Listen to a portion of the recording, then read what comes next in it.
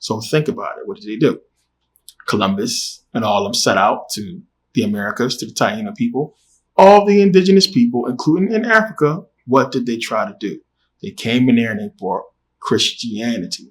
See, we think, and rightfully so, we think, oh, they just came up with this stupid Christianity thing and they wanted to come in and push it on the people. But it's a completely different, it's a deeper meaning to it. We have to understand now that even then they understood universal law. They knew because they had religion. See, you can't look at the religion as I just gave you the last video, sole purpose. And those Bible verses, you can't look at it and say, and by the way, if you didn't see sole purpose, you need to be seeing that before you see this. You can't look at it and say, the Bible bullshit, or they were just trying to spread a bullshit religion.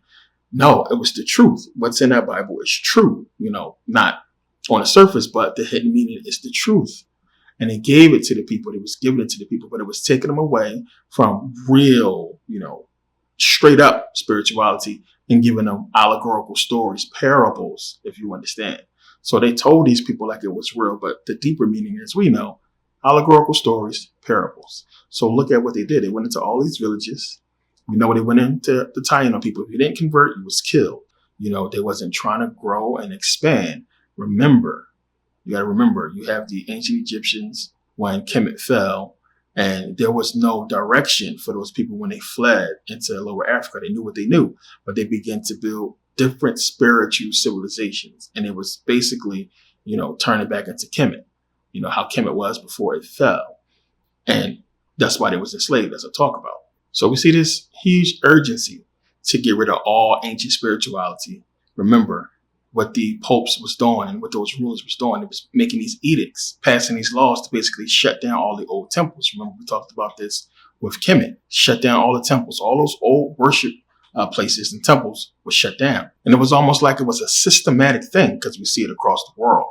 They just abandoned all the temples. The temples was abandoned. The people just moved into different areas and left these structures there to be basically found, centuries later. So one of the things we got to look at, I talked about this before, dragons. So when I talk about magical things, when I talk about the old spiritual things done away with, dragons was one of them. I know people are going to say, well, you're crazy. If you don't believe, if you haven't seen my videos, if you've seen my videos when I talk about dragons, you're convinced they exist. We already know we have fossils. And as I spoke to you about before, we know that dinosaurs were once called dragons. Okay, that's what they called. Dinosaurs were called dragons before they was called dinosaurs. So that can fix any confusion right there. So we have so much information on dragons. It's so many. Just look at these depictions. So many depictions of these people fighting dragons, killing dragons. It was like a thing where you slay dragons. So we have so many ancient, depictions of dragons as if they was real. And there's no cartoons back then.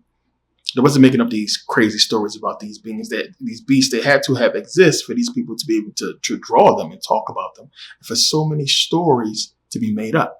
Why would they, during these medieval times, because I believe they was around during medieval times, why would they be making all this stuff? And everything fits and coincides with their conquests. They're coming into England, they're coming into European lands, which is, our lands, and they're conquering. And then there is this understanding or edict or what have you that went out that basically said we have to wipe all these dragons out. And then when we go and look, as Maria Gamble just talked about, this connection supposedly that Black women had with these dragons. It's a big deal. But you have so many people talking about dragons, and we're talking about during these times, prominent people. Maria here says hundreds of years later, The Roman historian Ammianus Marcellinus also mentions winged armies of snakes. Think about that appear from the lands of Arabia. Professor Mayer said, and the Roman historian Cassius Dio mentions that one day when Regulus, a Roman consul, was fighting against Carthage, which Carthage was black, a dragon suddenly crept up and settled behind the wall of the Roman army. The Romans killed it by order of Regulus, excoriated it, and sent the hide to the Roman Senate. And it says here it just wasn't Roman historians that wrote about encounters with dragons. We're not going to even mention the Bible, but the Bible has it. And you got to think about how long ago it was written, which the 1600s, King James Version, that would be medieval times. So they had to know to write about it. So many historians mention dragons and types of dragons. We know Cicero, which was a Roman statesman, talked about dragons and seeing dragons in Africa. We know the story about St. George and the dragon. I talked about the many Asian, Chinese stories about dragons. We know they have the year of the dragon, the zodiac, everything on that zodiac is real. There's a dragon on that zodiac. So it's so much. I don't want people to just discount the existence of dragons. They existed and they coexisted with us. And there's so many people that talked about that. So you have this, but then you have, as I've shown you the depictions, them being wiped out. It was a thing. It was something that was done that they came together and said, we got to wipe out all dragons. And they went out and they wiped them out and they covered up the whole thing. There was a time where people knew about dragons and talked about it. So when you think about the worst, beast on land and fly and killing livestock and so on and so forth, people had these problems. So it would make sense. As I said, Revelations wasn't added to the Bible to the 5th century. So it's talking about this dragon. So it would make sense to correlate that or to, parallel or make this comparison with dragons, us. When you think about the reptilian lower brain, which we have, you think about this connection with dragons, which is supposed to be a connection that black women have or black people have with dragons.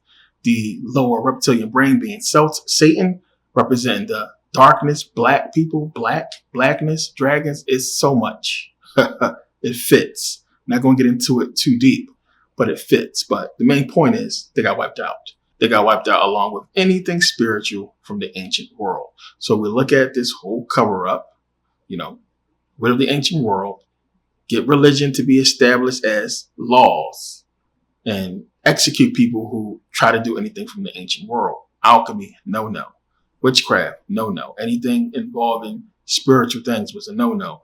This is the new spirituality. Get down with it. Plain and simple. Dragons was done away with. So we had that happen. So now let's go back again. You have this conquest, as I said, Kemet fell. And then you have the wars of the Diadochi. The wars of the Diadochi happened because, they was fighting over territory land. Who should rule what? Only the people at the highest point probably understood what was taking place. And everybody didn't understand what was the point of all this conquest, just to spread Hellenization. So they had civil war. So you had this happen. While this is going on, you have the Roman Empire rising. Plain and simple. They're growing up and they're basically getting ready and poised to take over what the Greeks was doing. Now, again, this is history and what they give us. Some people tell you that the Greeks and the Romans was always in on it. And this whole war, we don't know if it really happened.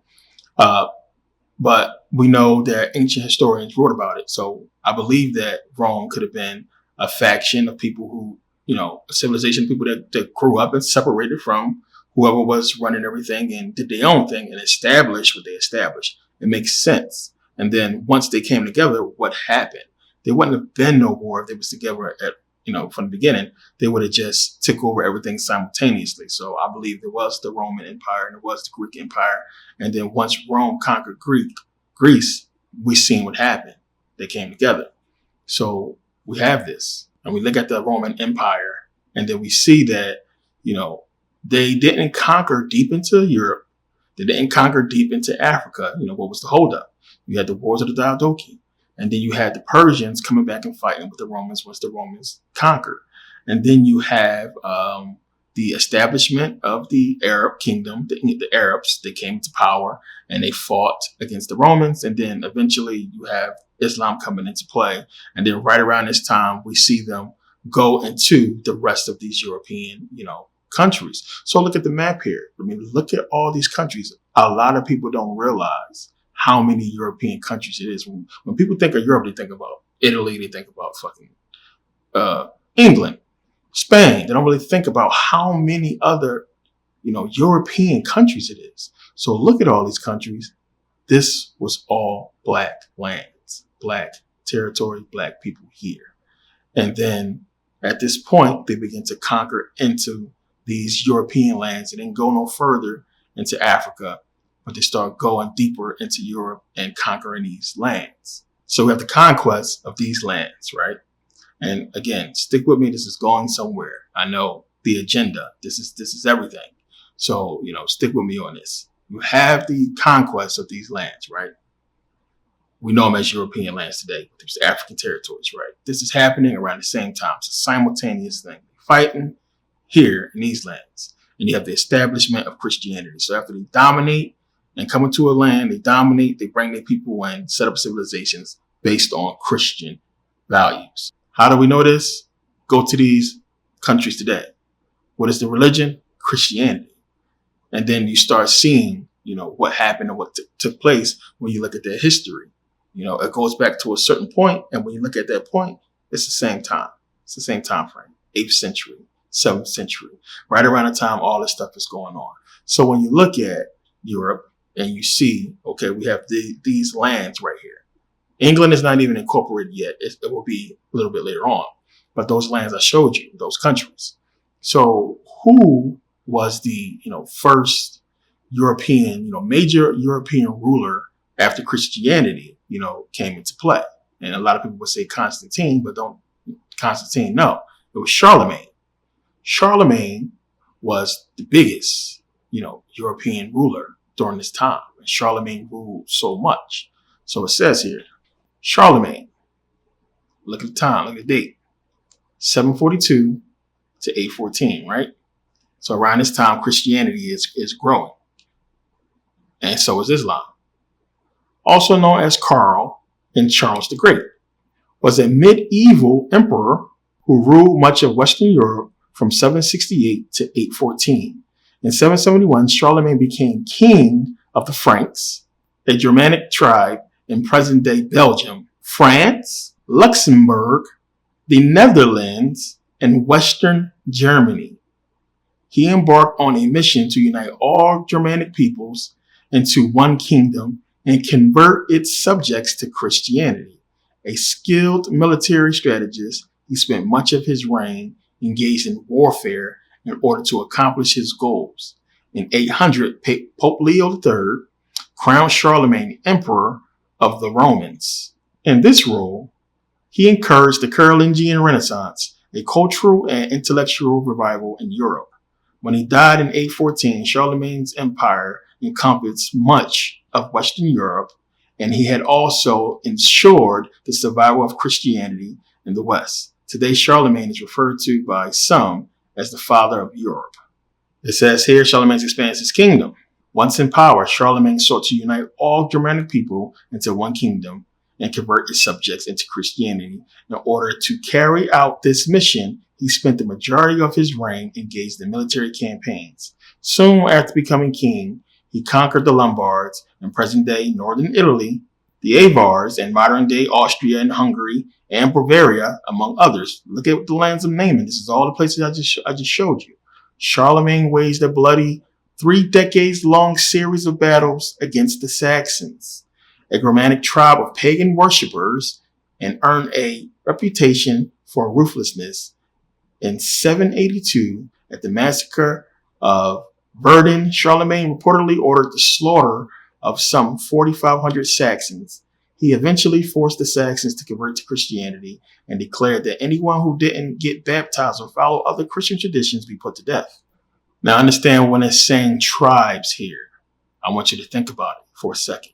Tribes. A tribe is somebody who is probably native to that land.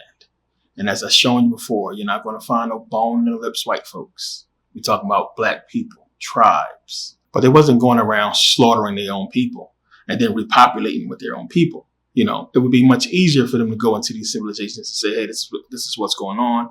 And we're your people. We're doing it for this reason. Why fight with us when you can join us? And we have so much already. Anglo-Saxons, Saxons is just a region that you can see on the map that's different, that some parts was white, some parts was black. And once they came together to, differentiate the people, you have Saxons, you have Anglo-Saxons, and so many people are going to give you different interpretations of this to hide the fact that the indigenous people of England was black people. Germany as well, they were black people. So these are black people that come in there and they conquer and they're taking over. They forcing these people to convert. It's happening all over the world.